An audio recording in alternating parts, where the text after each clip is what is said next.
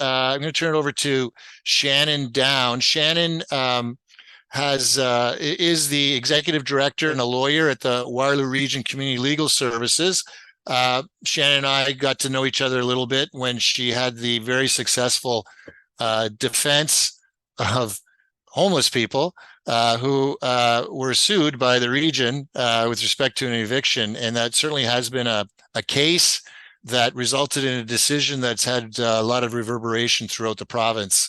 So I'm really pleased to have Shannon here to talk to us about rights, tenants' rights, and the landlord-tenant board, and anything else that she wants to chat about. Shannon? Thanks, Rob. So thanks for having me here. I think it's really important in the conversation around renovictions to understand why it's such an attractive option for landlords and why so many landlords are availing themselves of the ability to do this. And it's because of the way we do rent control in Ontario. So rent control in Ontario only attaches to a particular tenant's tenancy. Once that tenancy is terminated, the landlord can take that same unit and turn around and rent it for as much as they want, as much as the market will bear. So really what we have here is there's a loophole in our current housing crisis, and the high market rents that we're seeing make this a really attractive option for landlords to use to get rid of sitting tenants who have lower rents because they've been like people like Maribel who have been living in their unit for a long time. So their rent has been controlled through the rent control provisions. The landlord wants to get them out so they can turn around and rent it out to someone else. So this provision's been around for a long time, but what we've seen is there's been a huge increase in the number of renoviction applications that we've seen at our legal clinic. We don't really have great stats because the landlord tenant board is not very good at gathering those stats or making them available to us. We don't know exactly what the increase is, but we know anecdotally that we're seeing a lot more landlord zone use, a lot more renoviction applications. And I think it's, along with that, I think what Maribel described was sort of like a typical playbook of a lot of landlords. Like there's often some intimidation, there's some coercive tactics. Often it's a situation where you have a building where there's the maintenance been neglected for years. And then all of a sudden the landlord can say, well, now I need to do major renovations. And because of that, I require, vacant possession. I'm going to apply to the board to terminate the tenancy. So it's a loophole that I think requires some changes to the law, whether it's through bylaws, and I'll let Brian and Laura Pinn maybe talk about that a little bit. But it's definitely an area of our law in Ontario which is rife for abuse, and it's being used by a lot of landlords purely for financial reasons. So it's not really being done in good faith in a lot of situations, such as the situation that both where Meg or Maribel have described, where it's just the landlord there's a financial incentive for them to do it. It's not really about that the building genuinely needs to be renovated. Often it's just minor facelift stuff that's happening, and then the sitting tenants in the meantime have had to move out. The other difficulty is, as Maribel said, or I can't remember if it was Maribel or Meg who said, the tenants technically have the right to move back in. So they have the right to be notified by the landlord, so that they can move back into the unit once the renovations are done. The problem with that is it requires good faith on the part of the landlord. So the landlord has to actually follow through with that. And if they don't, then it's really up to the tenant to enforce their rights through bringing an application, which could take months and months and months to get heard at the landlord tenant board. So there's not really necessarily a quick remedy. There is a remedy, but it's going to take a long time.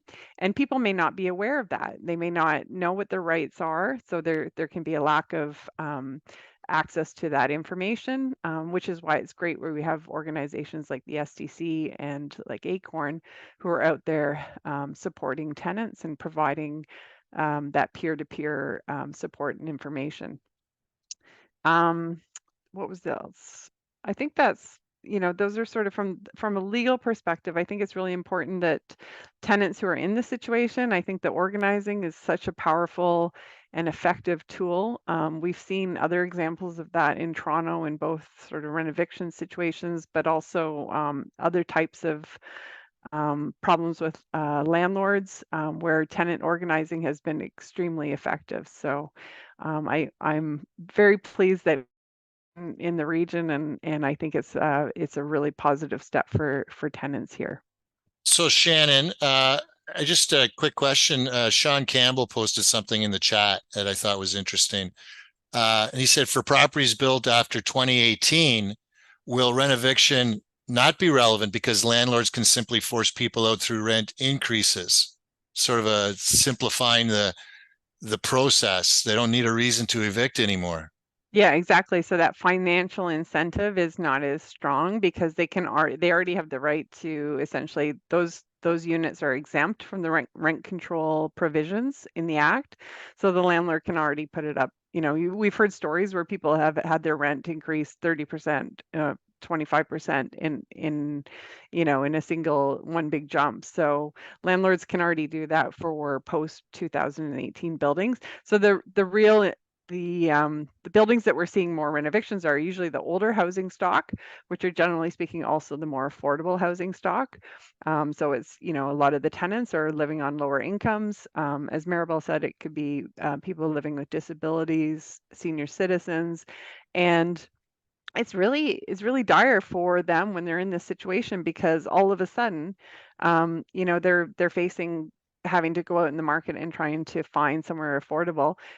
Right now in our region, if you're low income and you would like to access a rent geared to income unit, so a subsidized unit, I believe the housing list is something like 7,000 family units long.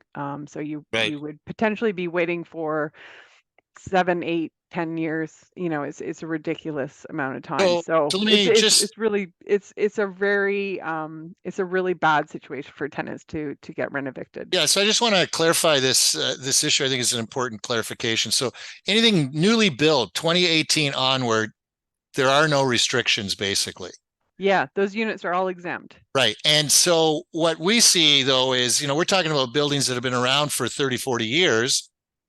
And because somebody is going to renovate to evict someone, if that person doesn't come back, that gives the landlord free rein to set whatever rental rate they want. That's the whole That's point is, correct. Yeah.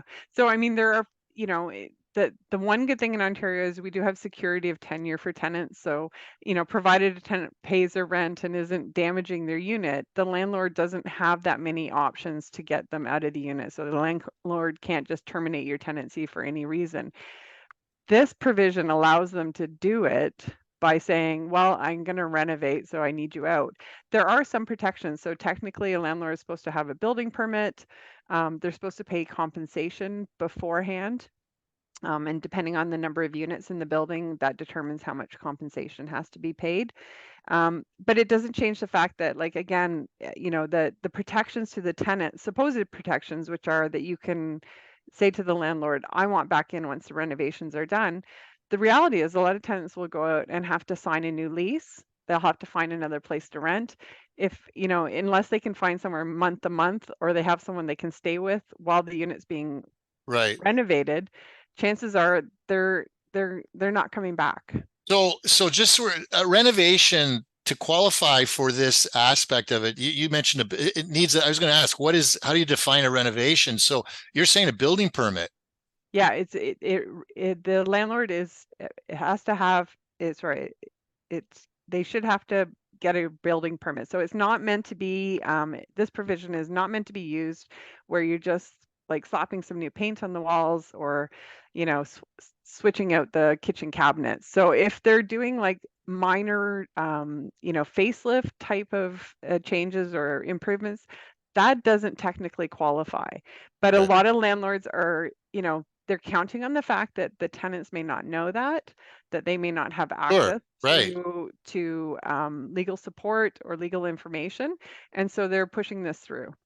Right. And I think even in Maribel's situation, she would have told us about some people that just left because they don't want to be around for any fight. Just give up and Yeah, go or move somewhere with family or head out of town or what have you. So then the landlords got basically what they wanted in those situations. But that's, I think, is an important distinction is First of all, again, what we're trying to do is educate people about their rights, or knowing where they can go to better understand their rights. That's, so important and so crucial.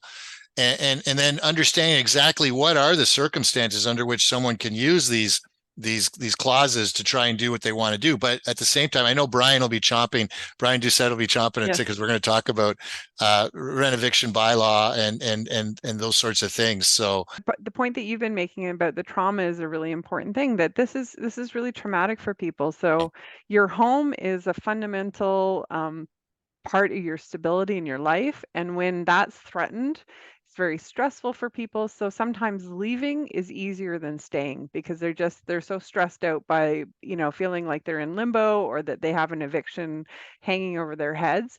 And that's, again, that's that sort of coercive or intimidation tactics that landlords can use. They start filing a bunch of applications and you start getting a bunch of notices and you feel very threatened. so this is what I'm getting at too. I mean, the whole idea of renoviction, the eviction, people are one renoviction away from potential homelessness. And it's nothing more scary than that and nothing more sad than that. And that's what really has moved me with respect to this issue. Okay, Shannon, thanks a lot for your comments and insight.